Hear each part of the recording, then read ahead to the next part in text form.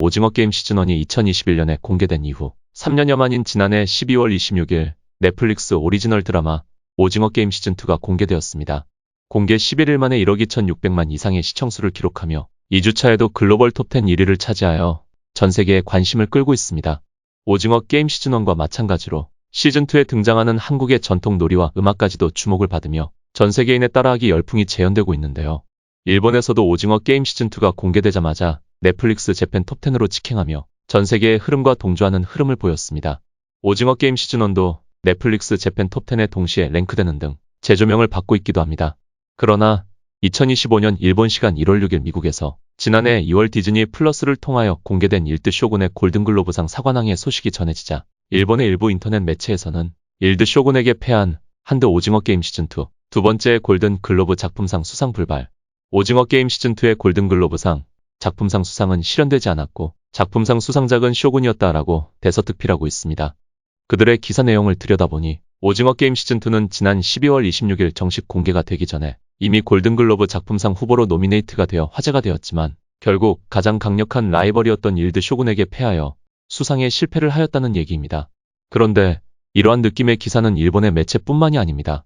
유감스럽게도 우리나라의 매체들도 비슷한 기사를 쏟아내고 있다니 어안이 벙벙할 따름입니다. 오징어 게임 시즌2는 지난해 12월 26일 정식 공개 전에 이미 작품상 후보로 노미네이트가 되었다고는 하지만 어찌 보면 오징어 게임 시즌2는 오히려 내년에 작품성을 평가받는 것이 당연할 것임에도 억지로 일드 쇼군의 2025년 골든글로브상 사관왕 수상 기사에 오징어 게임 시즌2를 끌어들여 들러리를 세우는 식의 일본 매체 따라쓰기를 하는 억지 기사에 씁쓸한 마음을 금할 길이 없네요.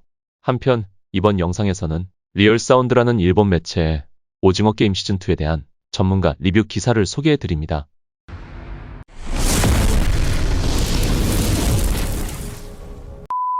오징어 게임 시즌2는 왜 찬반 양론이 분분할까? 호화 캐스팅의 득과실 그리고 새로운 설정을 생각해본다. 전 세계에서 신드롬급 인기를 얻은 넷플릭스 시리즈 오징어 게임이 시즌2로 3년 만에 돌아왔다. 일본을 비롯해 세계 90개국 이상에서 1위를 차지했지만 그 내용에 대해서는 찬반 양론이 분분한 것 같다. 그건 왜일까? 가능한 한 스포일러 없이 시즌2에서 변경된 점이나 새로 추가된 부분에 착안하여 한국 엔터테인먼트 팬의 입장에서 고찰해보고 싶다.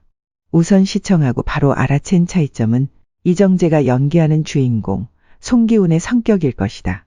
시즌1에서는 아내에게 버림받고 늙은 어머니에게 더부살이하면서 빚더미에 올라앉은 한심한 남자였다. 주인공이기 때문에 도중에 죽지 않을 것은 알고 있지만 그런 한심함밖에 가지지 않은 것 같은 남자가 생사를 건 게임에 도전해 극한 상황 속에서 아이디어를 짜내어 살아남는 모습에 가슴이 뜨거워졌다. 그런데 시즌2에서는 그것이 복수를 위해 행동에 나서는 남자로 그려져 있다. 그 정도의 살인 게임이 눈앞에서 행해지면 인격이 바뀌는 것도 당연하지만 죄책감과 원한을 품고 있다고는 해도 다시 그 잔혹한 세계로 망설임 없이 뛰어들려고 하는 설정은 과연 어떤 것일까? 한번 포기한 뒤 다시 도전할 수밖에 없는 상황으로 내몰린 시즌1의 전개에 비해 섬세함과 설득력이 부족하다. 한편으로는 송기훈이 복수를 위해 사람들을 선도하며 게임 시스템의 붕괴자가 되어가는 부분은 드라마의 큰 생동감을 선사하고 있었다. 한국 엔터테인먼트 팬들에게는 지금까지 본 적이 없었던 한심한 이정재를 볼 수 있는 시즌1의 송기훈은 버리기 힘든 캐릭터였지만 새로운 이야기를 펼치기 위해서는 캐릭터를 바꿀 필요가 있었을지도 모른다. 또 이번에 크게 주목받은 것이 수많은 주연급 배우들의 투입이다. 시리즈1은 이정재 외에 누구나 아는 주연급 배우의 출연은 없었다. 시즌1의 성공으로 크게 날개를 단 배우는 몇 명 되지 않는다. 또 이병헌은 비밀스러운 역할이었기 때문에 생략한다. 이번에는 지난 시즌1부터 출연한 위아준 외에 임시완, 강하늘, 이진욱, 박규영, 박성훈, 양동근, 빅뱅의 전 멤버인 탑, 최승연 등 쟁쟁한 배우들이 등장한다. 시청하기 시작하면서 박희순이 출연하고 있는 것도 놀랐다. 이런 유명 배우들이 대거 투입되면서 스토리가 오히려 덤덤해지는 것은 아닌지 시작 전만 해도 우려됐었다. 확실히 그것에 의해 긴장감이 떨어지는 것은 부정할 수 없다. 이 정도의 유명한 배우가 연기한다면 그렇게 빨리 게임을 떠나진 않을 것이라는 생각이 들 수 있기 때문이다. 다만 세속적인 표현이긴 하지만 한 화면에 한국을 대표하는 주연급 배우들이 즐비한 것에 감격한 한국 엔터테인먼트 팬들은 많았을 것이다. 필자는 명작 드라마 미생에 함께 출연한 임시완과 강하늘이 극중 대화하는 장면에서 나도 모르게 떨렸다. 이 정도의 멤버가 갖춰질 수 있었던 것은 시즌1 빅히트의 혜택일 것이다.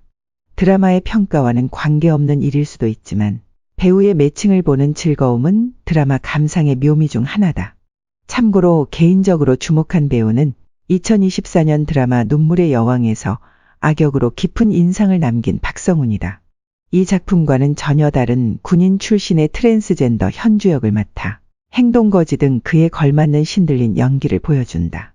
그것도 눈물의 여왕과 비슷한 시기에 촬영했다니 놀랍기만 하다. 이번 작품에서 빅뱅 전 멤버 최승현이 복귀하는 것도 화제가 됐지만 그의 지원자 남규혁을 맡은 노재원도 존재감을 보이고 있다.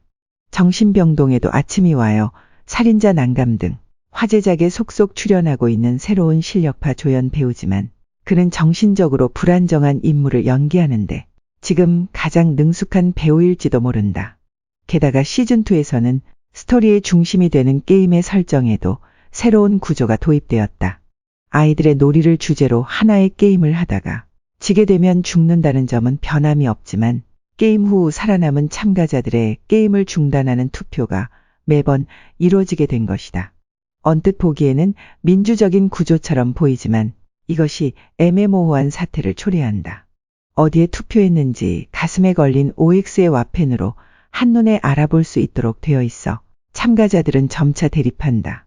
시즌2는 게임의 대결보다는 사상의 대립과 혼란에 초점을 맞춰 시청하면 더 흥미롭게 보일 것이다. 그리고 여기서부터는 스포가 절대로 싫으신 분들은 건너뛰고 읽어주셨으면 좋겠다. 또 하나 큰 변화로 꼽히는 것이 이병헌이 연기하는 게임의 관리자인 프런트맨의 게임 참여다. 프런트맨은 신분을 속이고 게임의 참가자로 주인공 송기훈에게 다가가 그가 무엇을 하려고 하는지 어디까지 각오하고 있는지 바로 옆에서 감시한다. 그리고 천연덕스럽게 부추겨 사사건건 송기훈의 정의감을 시험하는 것이다. 이 프런트맨의 동향이 긴장감을 높이는 중요한 장치가 되고 있다. 과연 프런트맨은 무엇을 목적으로 이런 잔혹한 게임에 사람들을 끌어들이는 것일까? 조잡한 무대 미술이나 독특한 OST 등 오징어 게임만의 치장은 그대로지만 시즌1에 비하면 속도감과 날카로움이 사라지고 완성도 역시 떨어진 느낌을 지울 수 없는 이번 작품이다. 하지만 여러 가지를 생각해보면 스토리의 방향은 확실히 정해진 것 같다. 시즌3는 2025년에 배포 예정으로 그 결말을 기대하며 기다리고 싶다. 이상 끝까지 시청해 주셔서 감사합니다. See you again. Goodbye.